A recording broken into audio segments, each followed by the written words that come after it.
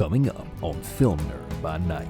I thought the trailers for this looked great. It looked like that Disney and Pixar were going to be tackling the issue of tech addiction head on, but I do not recommend anybody to go see this movie. Absolutely terrible.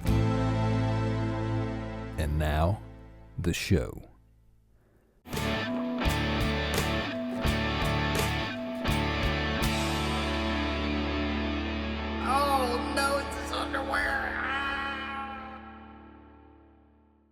All right, folks, I'm Cole Powell, musician by day, film nerd by night, and on today's episode, I'm going to be reviewing Toy Story 5, which is absolutely terrible. Before we get into it, be sure to like, comment, subscribe, click the bell for notifications, follow wherever you're getting this podcast on, whatever else you need to do to be able to stay connected to the podcast and support it. Also consider supporting us on Patreon for early access to episodes like these and full-length movie reactions. Toy Story 5. I thought the trailers for this looked great. It looked like that Disney and Pixar were going to be tackling the issue of tech addiction head on. It's a really bad thing, particularly among children. All kinds of studies are coming out about children and screen time. And I've experienced firsthand those issues with my own children. I'm a father of 5. So I thought, man, this looks great. But one of the things I said in my reaction to one of the first trailers that came out was I could see this end up being some kind of fence straddling, middle of the road, Milquetoast Message. This like, okay, yeah, well, screens are bad, tech is kind of bad for kids, but it's okay. You can kind of mix that in with your regular play, and it'll be fine. I don't agree with that. That hasn't been my experience. That's also not what we're seeing in the data. So the director is Andrew Stanton, who's one of the Pixar old guard, and McKenna Harris, who I don't know anything about. Right before the movie came out, they did an interview, made some comments, and it looked like that my fears were correct, that this was going to be end up being some kind of middle of the road. Oh, tech's fine as long as you integrate it with your playtime and your outdoors. And it's hard to do. Once you introduce tech to kids, it's very addictive. That's what they want. They don't want to do anything else. So the movie kind of lands in that territory, not exactly as I was expecting, but the worst part of this is the filmmakers just jettison the core leads of the franchise in order to retread the themes of one of the characters' traumas that we've already seen. This makes the 3 times that we've been over this ground with this particular toy's issues. In the originals, Buzz and Woody were the leads. They were the core of the Toy Story franchise. Everybody loves Buzz and Woody. If you say Toy Story, Buzz and Woody are the first 2 characters that are going to come to your mind. Woody, of course, voiced by Tom Hanks. Buzz by Tim Allen, at least in the English dub. There's other dubs out there that there's other actors voicing them. Woody, spoiler alert, if you haven't seen Toy Story 4, he left in Toy Story 4, which I thought was a cash grab. But whatever, they kind of wrapped up, gave Woody a farewell. And Jessie has become the leader of the toys, of Bonnie's toys, previously Andy's from the original trilogy.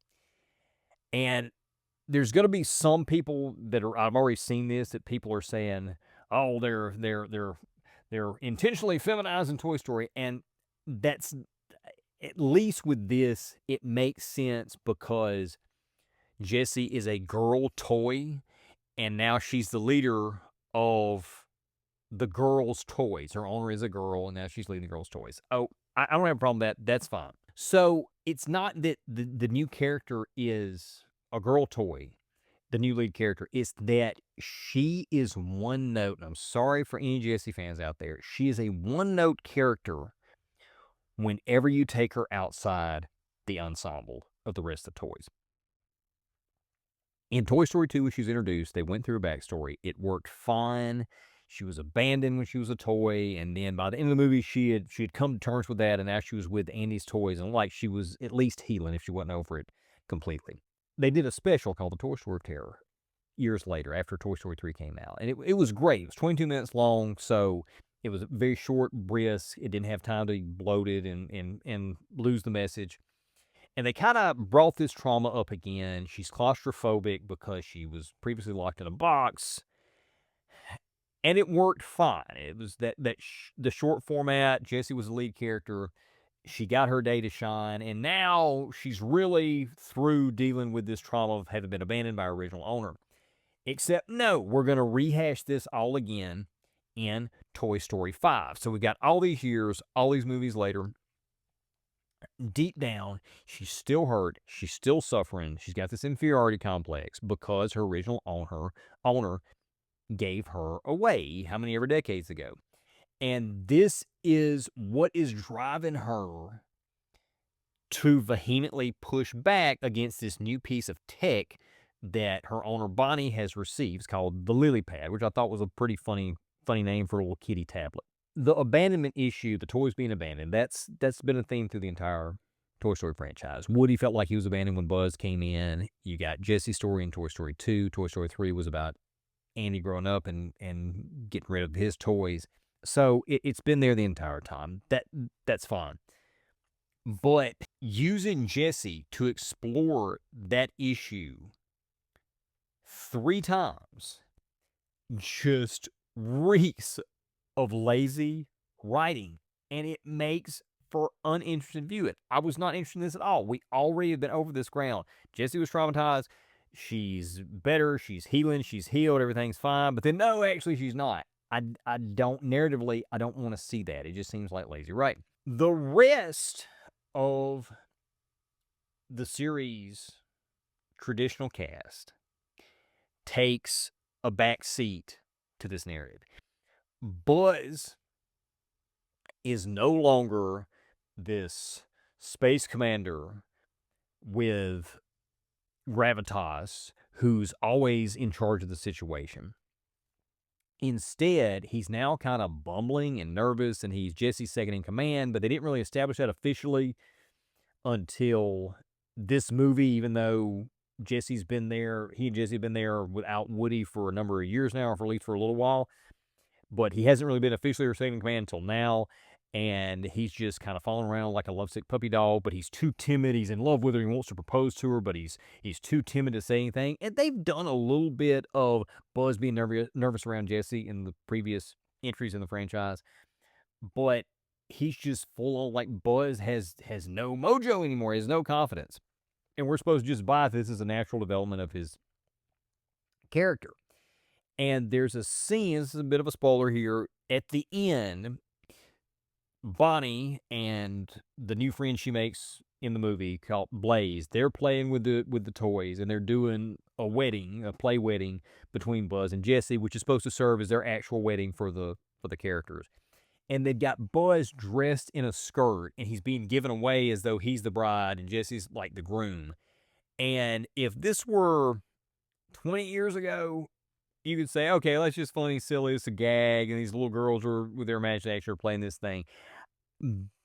In today's climate and what we have seen from the characterization of Buzz up to this point, I feel like the filmmakers are trying to say something more. Woody, in some ways, is even worse because he's just shoehorned in the movie.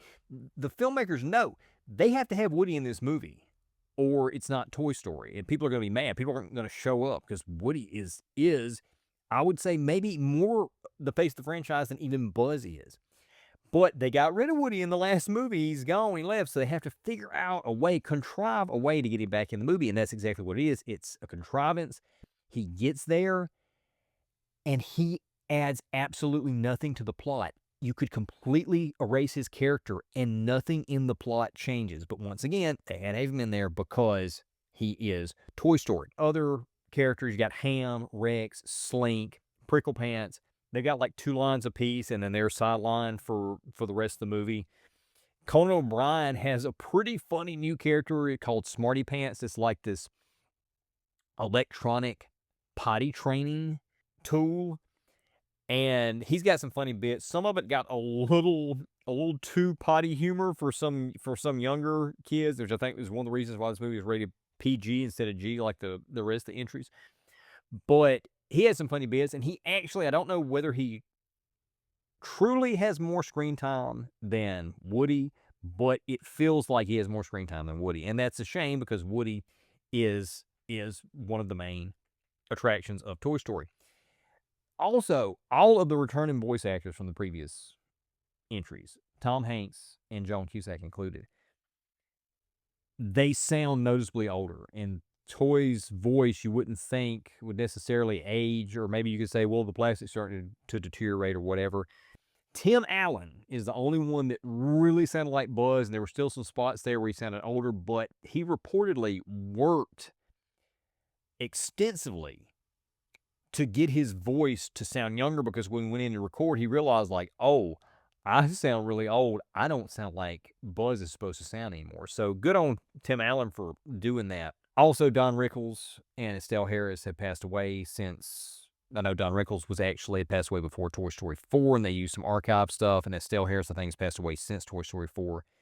And they were sorely missed as Mr. and Mrs. Potato Head, even though neither of the characters really got any lines. As for the film's message, we have scene after scene after scene showing the negative effects of tech in general, and specifically on kids, even though they show the negative impact on adults too, but it's mainly about kids. And social media, obviously, also, not just the devices themselves, but what you can do on the devices, texting and social media. And they intersperse some positive applications of technology, like, oh, well, look, they were able to use this technology to undo this bad thing that technology had caused.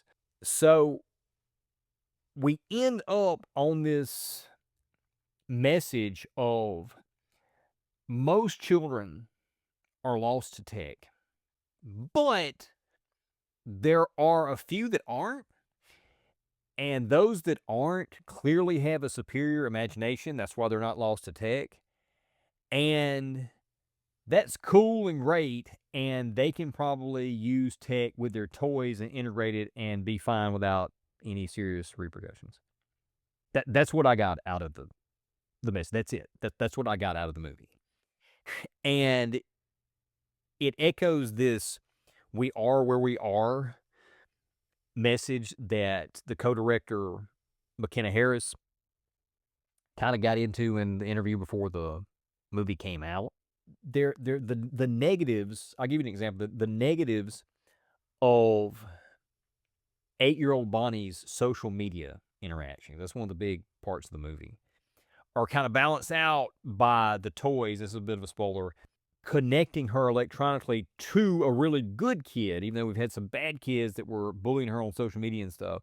There's a good kid that the toys were able to use tech to connect Bonnie to, and now they're best friends by the end of the movie. But there's no stance, there's no message on, well, should these kids be on social media? Should these kids be texting? Should these kids have these devices with these apps on there? And the answer for me is clearly no, but that's not what we get in the movie. And I can't take my kids, my younger kids. I took my oldest daughter, she understands. Boy, she's a teenager. But I can't take my younger kids to this movie after we have had issues with them on devices, and we've had to restrict uses to screens and devices because they were getting addicted to them. They were having behavioral problems. Whenever they'd get off of them, they were no longer going out, didn't want to go outside. They didn't want to play with physical toys. So we had to kind of crack down on that. So I can't take them to this movie and let them see a message that's kind of like, oh no, actually you can do all this, and you as long as you got a good imagination, you'll probably be fine. So the only way I can even show this to my kids is if we watch it at home and I'm able to pause the movie and explain to them why this part here, even though it seems kind of positive, you see the negatives outweigh the positives. And I don't want to do that. And I don't want to sit through the movie again regardless. Also, this is kind of a minor issue here, but I don't think I've seen anybody else address this. The timeline in these movies is totally messed up because the Lightyear movie established in its opening that the original Toy Story is set in 1995. and Andy is like 6 to 8. And Toy Story 3, Andy is specifically said to be 17. So if he's 8 in 1995, we're looking at 2004. If he's 6, we're looking at 2006 that Toy Story 3 is set in. Bonnie, who's introduced in Toy Story 3, is like 3 or 4. So she's now expressly said to be 8 in Toy Story 5. So if you do the math, Toy Story 5 would have to be set between 2008 and 2011. In real world 2011, this tech didn't exist for these kids to be addicted to. There was not this mass addiction among kids or adults to tech. There wasn't this big social media push yet. So I don't know if the filmmakers are just have created a timeline that diverges significantly from the real life timeline in which tech happened earlier, or they just haven't really been paying attention to their own timeline. My money is on the latter. There's 2 bright spots. I've been just destroying this movie from the top of this review. There's 2 bright spots. The animation is the best I've seen in the franchise. It's incredible. The environments look so realistic that you would think it was live action for the most part, until the talking toys come on and you see that, oh, that's clearly CG. The other highlight of the movie, there are 50 quote-unquote high-tech edition Buzz Lightyears that wash up on an island. They were being shipped on a boat, obviously, and the container fell off or whatever, and they're shipwrecked on an island. And they're trying to find Star Command. And that's how the movie actually opens. And then it's interspersed throughout. It doesn't really seem to be connected to the main narrative. And then it starts having a little bit of connection. And then finally, it all comes together. Those bits were so clever and funny. I would have loved to have seen a short of just that. But it would have to have ended without any connection to the Toy Story 5 story, because that would have just completely ruined any chance the short would have had of being good. My verdict on this, I will give this a quality rating of 5 out of 10, and that's primarily because the animation was so good. That, like, the technical execution of the look of the film was magnificent, and also because of the great Buzz Lightyear bit. A personal enjoyment rating, I will give a 4 out of 10. I do not recommend anybody to go see this movie. And I haven't looked at the box office after opening weekend. I know it did huge numbers opening weekend if expected to. It's probably going to do well because people are just going to be taking their kids. And also, I've seen a lot of people that somehow think that this is good, somehow think that it's continuing on the legacy of the original franchise and not just completely undercutting it. So I don't know. Maybe you will like it if you go to see it. I don't know. I just know for me, this was a definite no. What do you think? Have you gone to see Toy Story? What did you think of it? Did you love it? Did you hate it? Will you go see it in theaters? Or are you going to wait to stream it? Or are you just going to skip it entirely? What did you think of this review? Let us know in the comments, and we will see you next time.